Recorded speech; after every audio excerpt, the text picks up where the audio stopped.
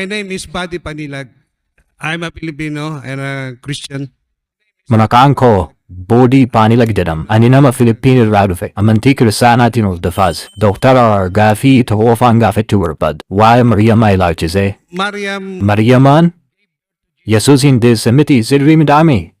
Ani wantiniin beekuu barbaadu tokko qofa. Eega akkas ta'eefoo Yesuus Mariyamaaf akka kenname. Akka isin deesse Quraana keessatti dubbatama. Quraana keessatti eeramee jira. Gaafiin koo kanu qofa. Our Christian Filipino brother has asked a very good question. He wants to know about Maryam al-Salam. Obboleessi keenya kiristaana Filipiin irraa dhufe gaafii baay'ee gaarii gaafate. Inni waa'ee Maryam nagaan ishee irraa jiraatu gaafate. Akkamitti Iisaan nageenya isarraa jiraatu deessee kan jedhu. Quraanni waa'ee kanaa maal jedha? Akkasiimi? Eeyyan. If you read the Quran, there is a full chapter. Obboleessa koo yoo Quraana dubbifte suuraa guutuu maqaa isheen moggaafame tokko ni argita. Isheenis suuratul Maryam jedhama. Hiikni isaas suuraa Maryam jechuudha. Isheen haadhi Yesuus Kiristoos nagaan isarraa jiraatuuti.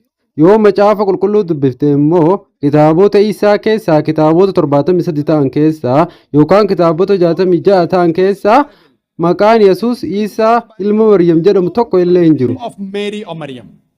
Eeyyan. Yes. There is no. But if you read the Quran, there is a chapter. Garuu Quraana keessatti suuraan maqaa isheen moggaafame ni jira. Suuraanis suuratu Maryam jedhama. Maryam haadha Iisaa nagaan isirra haa jiraatuuti. Quraannis suuraa Al-Imraan boqonnaa 3 ayata 42 keessatti akkana jedha. Verse number 42. It says, وَإِسْقَالَتِ الْمَلَائِكَةُ يَا مَرْيَمُ.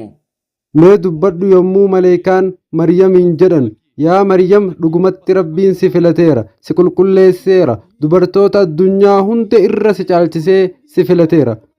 Kana jechuun Rabbiin isii filateera isii qulqulleesseera dubartoota saboota hundaa keessaa isii caalchisee filateera jechuudha. Mee yaada ayatichi kun Araboota keessatti Nabi Muhammad nagaa fi rahmaan irraa jiraatu isarratti bu'e. Ayatichi maal jedha? Rabbiin dubartii Yahudaa tokko filateera. Dubartii saboota addunyaa hundaa keessaa caaltu taasisee jira. Dhugumaan gama daldalaa yoo ilaalame kun wanta namatti ulfaatu ture yeroo sanatti. Yahudoonni Araboota waliin wal morman. Namoonni Nabi Muhammad nagaa fi rahmaan irraa jiraatu irratti dubbate isa dhageeffatanis Araboota turan. Yahudaa fi Araboonni sababa daldalaatiin yeroo kana waliin fadhan. Garuu ayatichi Nabi Muhammad nagaa fi rahmaan irraa jiraatu isarratti bu'e akka Araboota irratti qaruuf. Amma nabiyyiin nagaa fi rahmaan irraa jiraatu maal jedha? Rabbiin ol ta'an dubartii Yahudii tokko Maryam nagaa fi rahmaan irraa jiraatu haadha Iisaa dubartoota addunyaa hunda irra caalchisee filateera jedha. Kana jechuun jecha Muhammadii miti. Kun jecha Rabbii ol taati jechuudha. Nabiyyiin waan Rabbii irraa isarratti bu'e qofa dabarsa. Filannoo biraa hin qabu. Waan Rabbii irraa bu'e amanuu fi ibsuu qofa qaba. Kana malees yoo suuraa Al Imraan boqonnaa 3 dubbiftan ayata 43, 44, 45 irra itti fufuun hanga ayata 47 geessanitti gaafii ati gaafatte kanaaf deebii ni argatta. Quraanni akkana jedha. Yeroo Jibriil maleekaan Jibriil gara Maryam nagaan isii irratti haa jiraatu dhufe ati ilma tokko ni deessa jedhaan. Maryamiis akkana jettiin akkamittiin ilma qaba namni tokko illee na hin tuqne. Akkuma kana yoo macaafa qulqulluu dubbifte seenaa wal fakkaataa ni argatta. Achittis Maryam akkana jetti. Ani nama hin beeku. Jechi nama hin beeku jedhu hiikni isaa nama tokko beekuu qofaa miti. Afaan macaafa qulqulluu keessatti nama beekuu jechuun walqunnamtii saalaa qabaachuu jechuudha. Kanaaf yeroo Maryam macaafa qulqulluu keessatti ani nama hin beeku jettu hiikni isaa ani dhiira tokko wajjiin walqunnamtii saalaa hin raawwanne jechuudha. Akkuma kana yeroo Quraanni nama tokko na hin tuqne jedhu tuqaa qaamaa qofa jechuu miti. Hiikni isaa walqunnamtii saalaa namni tokko na waliin hin raawwanne jechuudha. Quraannis itti fufuudhaan yeroo Rabbiin dhimma tokko murteessuu barbaade ta'ijaan wanti sanis numa ta'a. It doesn't mean physical touch, it means sexual touch. That no man has touched me. But then the Quran continues. إذا كذا أمرا that when Allah decrees a matter, فإنما يقول كن فيكون. Yoo Rabbiin ol ta'an dhimma tokko akka ta'uu fedhe numa ta'a. Kanaaf Iisaanis ilma akka harkattu Rabbiin waan murteesseef akka ilma deessu barbaadee ta'ijee ni ta'e. akkuma inni jedhe sanuma ta'e jechuudha. Kanaafuu dhaloonni isaa nageenyi isaa irraa jiraatu dhaloota dinqisiisaa ture, dhaloota muujisaa ta'e ture, dhiirri kamiyyuu keessatti hirmaannaa hin qabu ture. Kanaaf nutis ni amanna. Isaan nagaa fi rahmanni irraa jiraatu karaa dinqiitiin hirmaannaa dhiiraa tokko malee akka dhalate.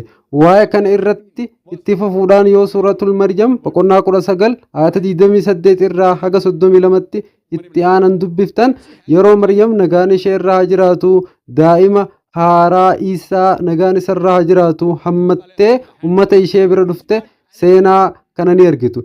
Yeroo sana namoonni ishee himachuu fi maqaa balleessuu jalqaban. Isheedhaanis akkana jedhaniin, ati maatii Haaruun nageenyi isa irraa jiraatu irraa dhalattee akkamitti waan akkas gadhee kana goota? Kana jechuun isheen zinaa yookaan sagaggaalummaa raawwatte jechuun ishee sakkisiisuu fi maqaa balleessuuf yaalan. Sababiin isaas heeruma malee daa'ima deesse jechuun ishee himachaa turan. Yeroo sana Maryam dubbii deebisuu ishee dubbii isaaniif deebisuu hin dandeenye. Callistee turte. Achumaan isaan nageenyi isa irraa jiraatu daa'ima xiqqaa ta'e osoo harka haadha isaa keessa jiru dubbachuu jalqabe. Haadha isaatiif eegumsa ta'eef. Akkanaas jedhe, ani ergamaa Rabbii ol ta'ati. Haadha isaa irraa himannaa sobaa irra kaa'ame ni qolate. Innis ni ibse. Rabbiin na ergeera. Ani ergamaa isaadha. Akkasumas ummataaf oduu gammachiisaa fide. Kanaafuu Quraana keessatti muujizaan jalqaba isaa nagaa fi rahmanni irraa jiraatu daa'ima xiqqaa ta'e osoo jiruu dubbachuu isaati. Garuu macaafa qulqulluu keessatti muujizaan jalqaba isaan adda ta'e jalqabaa kanaa miti. Yoo macaafa qulqulluu dubbiftan yeroo cidhaa tokko keessatti daadhiin waayiniin dhume abbootiin qophichaa ni dhiphatan. Sababii daadhiin dhumeef keessummootaaf waayiniin hin hafne. Achiis Isaa nagaan rahmanni irraa jiraatu bishaan akka fidu ajajan. Sana booda bishaan sana gara waayinitti jijjiire. Kun macaafa qulqulluu keessatti muujizaa Isaa jalqabaa jedhamee ibsameera. Garuu Quraana keessatti muujizaan Isaa inni jalqabaa haadha isaa eeguu, haadha isaa irraa himannaa kaa'ame deebisuudha.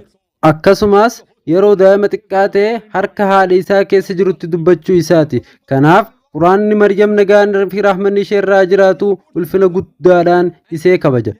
Maqaa ishee ol kaasuudhaan dubartoota saboota hunda keessaa ishee caaltuu taasisee waama.